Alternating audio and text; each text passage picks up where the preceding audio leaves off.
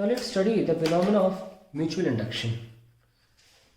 इसके नाम से ही काफ़ी कुछ पता चल जाता है म्यूचुअल इंडक्शन में. देखिए इसमें क्या होता है. Suppose I have a solenoid जिसको हम इंडक्टर बोल रहे हैं ऑफ से smaller area and I cover it with a solenoid of larger area. ठीक है ऐसे. तो let's call this larger solenoid as S1 and smaller one जो inside as S2. So the magnetic field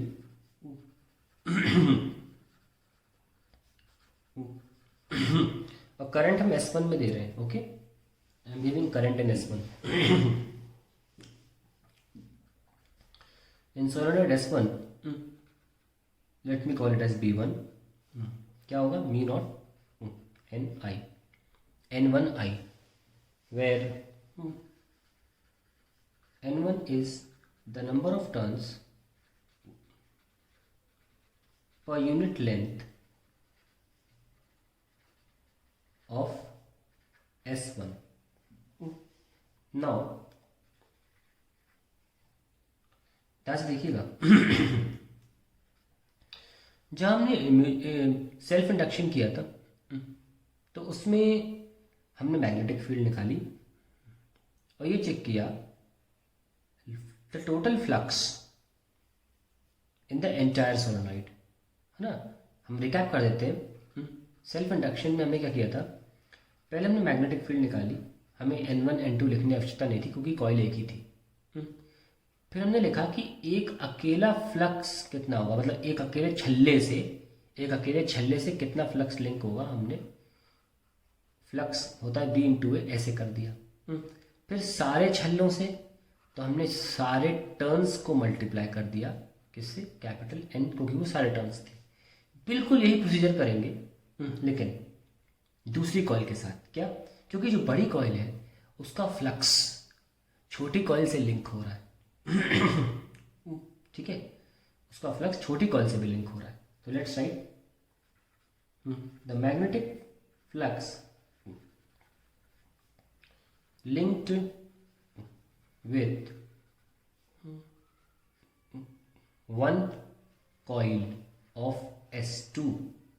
तो फ्लक्स सिर्फ एक coil का अभी मैं फाइल लिखूंगा और आई can write like this that flux of one linked with to. Flux of one linked with to. Don't forget this for only one coil. Okay, so I will write how much mu naught N1I multiply by A. Okay, अब आप पूछ सकते हैं कि ये area किसका लें, बड़ी कॉइल का छल्ला लें का एरिया लें, छोटी कॉइल का छल्ले का एरिया लें. देखिए उसकी वजह देखिए. मान ले बड़ी कॉइल है, छोटी कॉइल है.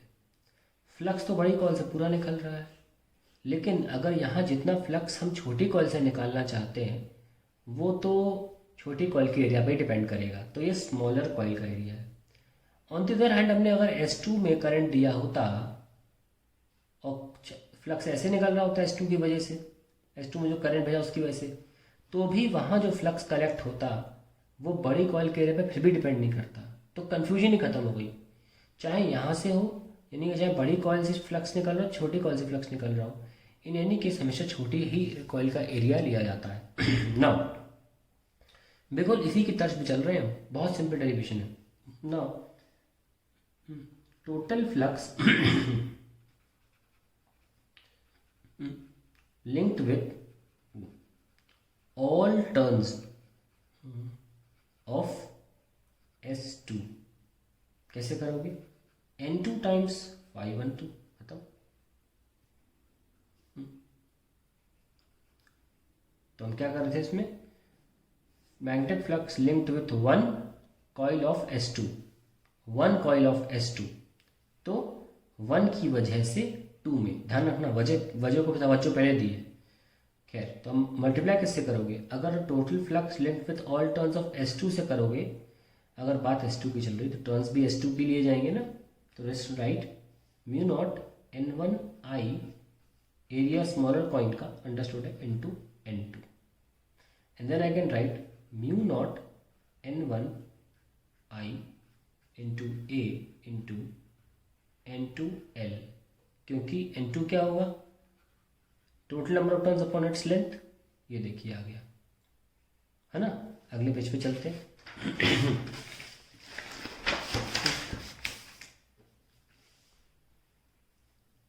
तो फ्लक्स कितना हो गया, 1 की वजह से 2 में in all turns it is mu naught N1 I into A into N2, and then अगली लाइन में मैंने लिखा था mu naught N1 I into A, क्योंकि ये क्या है, B magnetic field into area flux into total number of turns N2L.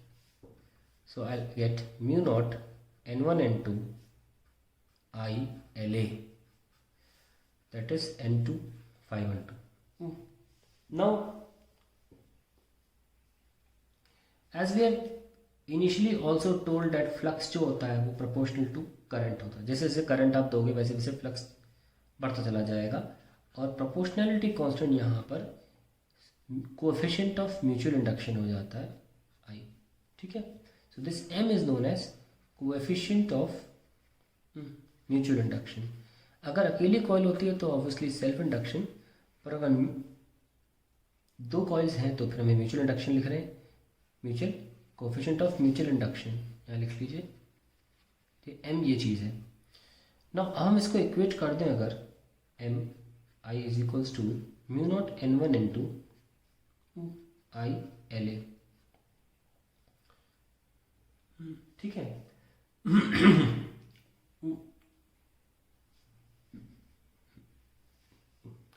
So this is the mutual induction of 2 with respect to 1. So you can cancel the currents and you can write M21 is equals to mu naught N1 N2 into LA, and that is the formula of a mutual induction. But M21 I have defined as mutual induction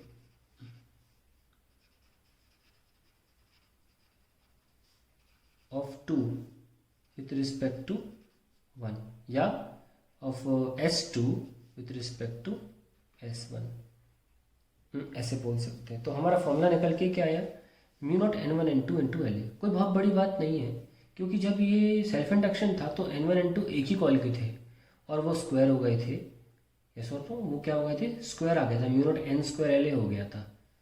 यहाँ पर वो confusion नहीं है, and we can also write like this mu naught N1 by L into N2 by L into LA।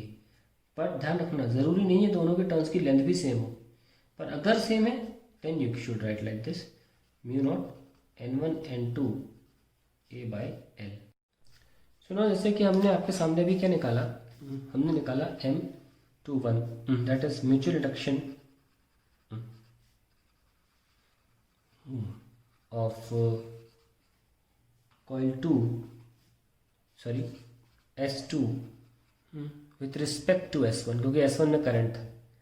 आइए उल्टा करते हैं, हम क्या कर रहे हैं, छोटे वाली जो कॉइल थी ना, इसको हमने S2 नाम दिया था, उसमें करंट भेजेंगे और बड़ी वाली में नहीं भेजेंगे जिसका नाम S1 था। तो ऐसे में लिख सकते हैं magnetic field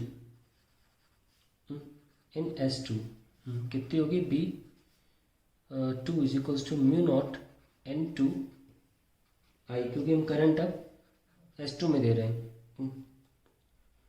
magnetic flux of S2 linked with S1 with just one coil, तो कितना होगा, phi of S2 in 1, it will be mu naught N2 I, और हम जानते हैं यानी कि स्मॉलर एरिया ही काम आना है, तो स्मॉलर एरिया लिखना है। Now total magnetic flux of S2 linked with all turns of S1, then you get N 1 times phi to 1, so you get M mu naught N2 I into area multiply by N1। जैसे कि पहले भी replace किया था, यहाँ भी replace कर सकते हैं, IA N1L। ठीक है, so we have got entire flux. Also we know that total flux जो है वो M12IB होता है, वेयर M12 क्या है, म्यूचुअल इंडक्शन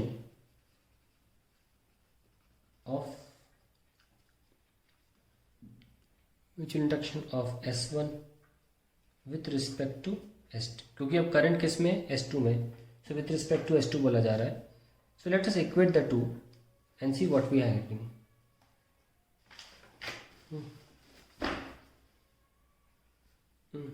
फ्लक्स जो टोटल फ्लक्स है वो है M12I is equals to mu naught N1 N2 LA into I।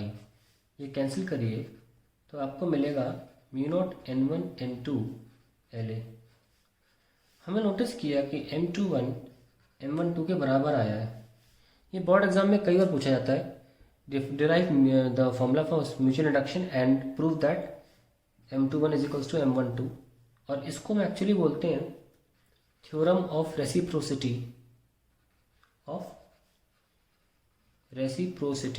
ये बोलते हैं हम इसको, थ्योरम ऑफ रेसिप्रोसिटी, या इसको ऐसे ही बोला जाता है reciprocity theorem of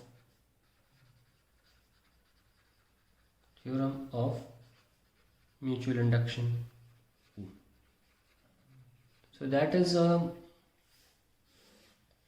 mutual induction. अब हमने सीखा क्या इसमें, नोटिस करिए जरा। म्यूचुअल इंडक्शन की डेफिनेट थ्योरी, हम जो म्यूचुअल इंडक्शन फिनोमेना है उसको नहीं डिफाइन किए, डिराइव किए हैं। डिफाइन भी तो करना है। नोटिस करिए कि फ्लक्स जो फाइनली टोटल फ्लक्स है वो M12I है, और जो ये फ्लक्स था अगर नोटिस करें ये फाई किस में था, 1 में था, 2 की वजह से, सॉरी 2 की वजह से 1 में था ना, हाँ ऐसे लिख रहे थे हम, 2 की वजह से of due to 2 in 1 M21 था इज इक्वल्स टू M12I।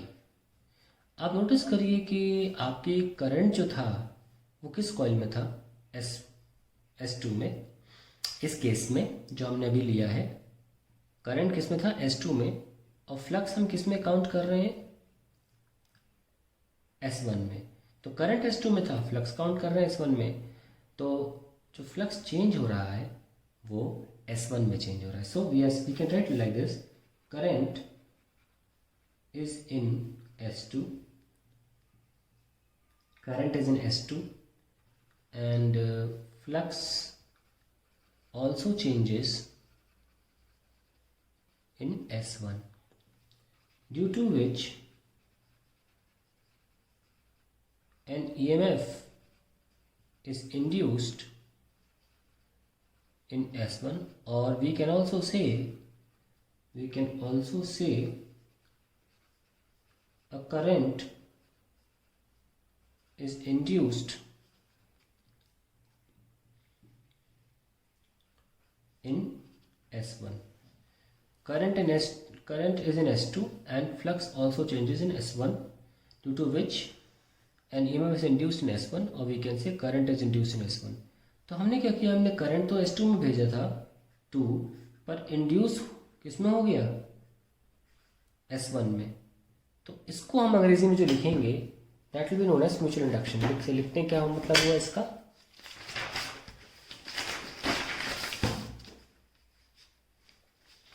मैं जानबूझ के पहले सेल्फ इंडक्शन लिखूंगा ताकि आपको म्यूचुअल इंडक्शन याद हो जाए। सेल्फ इंडक्शन क्या लिखवाया था मैंने, पहली चीज़ तो ये फिनोमेना थी, क्योंकि ये खुद हो जाती, तो phenomena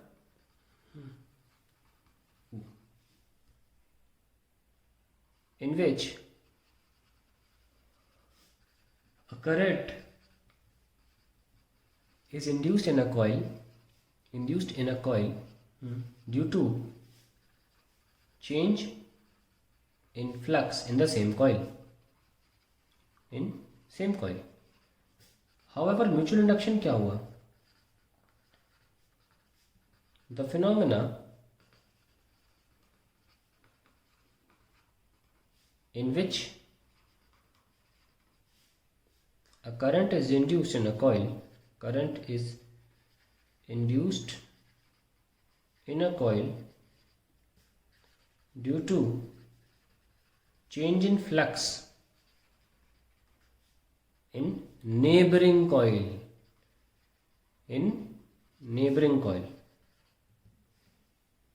that is called mutual induction. The phenomenon in which a current is induced in the coil due to change in flux in neighboring coil. That's it. अब वो डेरिवेशन बहुत इंपॉर्टेंट है, इसमें हमने m21 is equals to m12 proof कराया था.